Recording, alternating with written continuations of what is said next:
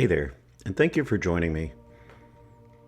This recording is an excerpt from our gathering that we had this Sunday on holding space for grief during the holidays. So I presented it to you as a separate recording. I've taken out the shares that others have had just to honor their space. So as we move forward, I wonder if you recognize that as we move through the holidays, we step into a tender space. A space that we quietly sometimes inhabit during the holidays. But this is a space where love meets grief, where memory meets longing, where tradition meets the ache of absence. But here we can hold a soft candle into that space and recognize it as a place for reflection, for presence, and remembering. The holidays have a way of stirring the soul, not just with celebration and joy, but with memory. And memory is where grief and love can sit side by side. We recognize that grief during the holiday season, actually at any season, doesn't knock. It doesn't ask permission to come in, it just rises. Sometimes it rises at the most inopportune moments. But it also rises in the scent of something familiar. The baking of some food, a recipe that we learned and know by heart, a song playing in the background, the decorating of a tree, the wishing a happy new year, those times when we reach out and get a card or a letter or a message, an empty chair at the table. For me, now, it rises most deeply in the memory of my mom. My mom. I call her the keeper of tradition. During her life, she was the center of every holiday. She always did all that she could to make it as special as she could. Not because she demanded presence, but because tradition lived in her bones. It made her who she was. She was the hearth fire of our gatherings. Every time you walked into her home, the aroma of holiday cooking warmed the whole house. The voice calling everyone to the table.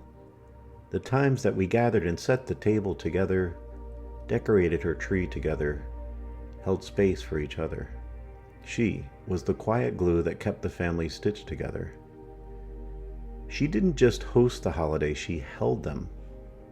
She created rituals without calling them rituals. The way she decorated, but she shared that with others.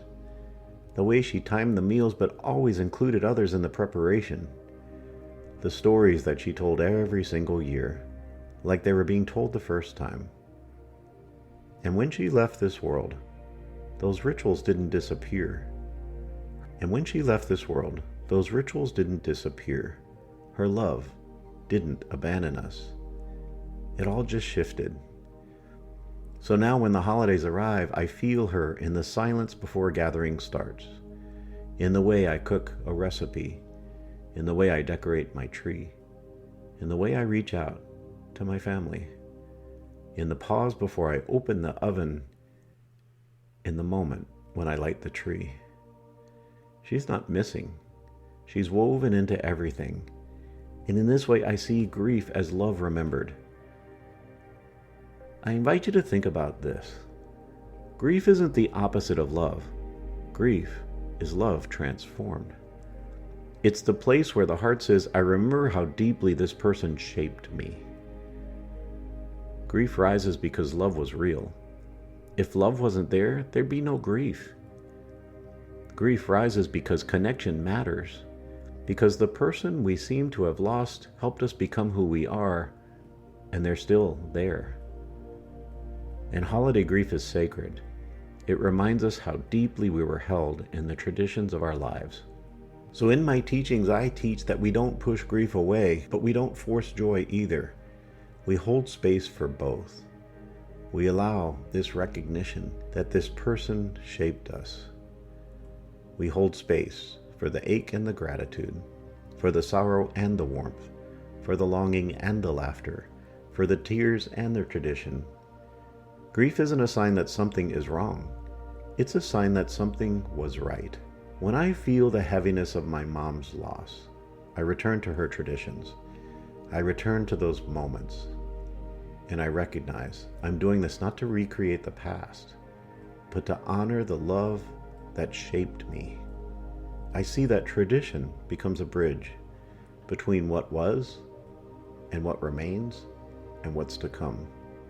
When we carry these rituals, when we honor the stories, when we share the recipes, we are honoring their light. We're carrying them. The legacy is shaped in those traditions. And in that carrying, they live on. Grief isn't steady, it spirals. Grief isn't linear. We don't have to walk up these steps to get the end of it because it doesn't end. But each year we circle back, a little older, maybe a little softer, perhaps a little wiser, and each year we have an opportunity to honor them. One year the memory might break us open in deep sorrow, and the next year it might break us open in a beautiful way. This is the spiral. We don't move past our grief, we move with it. We recognize when it shows up, and we say, I see you. I see you, my friend. Let's walk together for a moment. And we learn to let memory be a companion instead of a wound. So I ask you to reflect on this for a moment. What part of your loved one still lives in your traditions? What part of your loved one still lives in your choices? What part of your loved one still lives in your heart? And what part of your loved one still lives in the way you show up for others? And how can you honor them? And I wonder if you recognize that you honor them not by holding back your emotion, but by allowing love and grief to rise together at the same time. So as you let that message echo through you, I invite you to sit in meditation for a few moments with me. This is an invitation, so take the time to get comfortable if you can, or come back to this later. And once you're in a comfortable spot, I wonder if you'd allow yourself to sit in this meditation. A meditation I call a holiday meditation for grief, memory, and love. So once you get comfortable, in whatever space you're in, taking a few moments to lean into your heart, I invite you to close your eyes and just take in a long, gentle breath. And exhale nice and slow. And do that a couple of times. Feeling your body resting, breathing, allowing your body to soften just a little bit, relaxing your shoulders and your jaw, resting down through your body, all the way down into the earth below. And just be here for a moment. Sitting with your breath, I invite you to follow it into your chest, to imagine it flowing right into your heart space, and allow your heart to soften just a little bit. Maybe imagine in your heart space there's this warm golden light, maybe like the flame of a candle, flickering gently, a warm, steady, comforting light that's always there, the flame of your heart. And as you think about it, imagine it expanding just a little bit, not in a burning way, not in an intense way, but in a loving way, a warm way. As you feel the warmth of your heart glowing, I wonder if you could see this as a space of memory, a space of love, and bringing memory and love together. I wonder if you could bring in the memory of your loved one. Allow that memory to come forward, to see them, not to see them in death, but to see them in life, to think about the times you shared, not to see them as a perfect being, but to see them as they lived, moving through life. In whatever way the energy comes to you, feel their presence,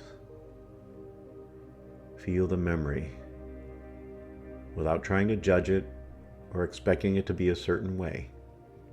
Just let it be there. See them and feel them, and allow that image or that feeling to be imperfect and alive. And just breathe for a moment. Feel that energy that's there. And then I invite you to take one hand and place it over your heart space, to feel the warmth of your palm and the warmth of your heart coming together as you hold them there, as you connect with the energy that's there. And for just a moment, in whatever way you can, feel the energy of love. A love that might show up as imperfect. A love that comes with so many memories. And for just a moment, whisper to yourself and whisper to that being, thank you for loving me. Thank you for shaping me. Thank you for the ways you still live in me. Thank you. And breathe. And as you think about this person, recognize there's enough space in your heart for more. And if you'd like to invite in another and another, gathering them all together, allow yourself to hold space. Again, thank you for loving me. Thank you for shaping me. And thank you for the ways you still live in me. And as you hold on to that energy, I wonder if you could open your mind a little bit more and imagine you're gathered with them, standing in a gentle winter landscape. Soft light and stillness, maybe a little snow, but you still feel the warmth, not the cold. And imagine in this moment you're all together in presence, in spirit, in breath, and feel their warmth, feel their love, and say what you need to say. And listen for whatever it is you need to hear. Holding space for love in all the ways it shows up. And as you stand there, embraced by that energy and that warmth, imagine them stepping back or to the side slightly, not leaving. Then imagine them just shifting into the light that surrounds you. And if your hand's still on your heart, hold it there and bring the other hand to it, or place both hands over your heart. Breathing into that heart space, feel the warmth of it, and let your heart speak. And recognize that they live there. They move through you there. And from there you can carry them forward. Because they're not gone from you. They've just shifted. And it's up to you to carry them forward. So just for a moment, feel their presence. Feel that light. And allow yourself to make that light as bright as you can, and let it be the light from which you move forward, honoring the legacy of love, because it's up to you to share it.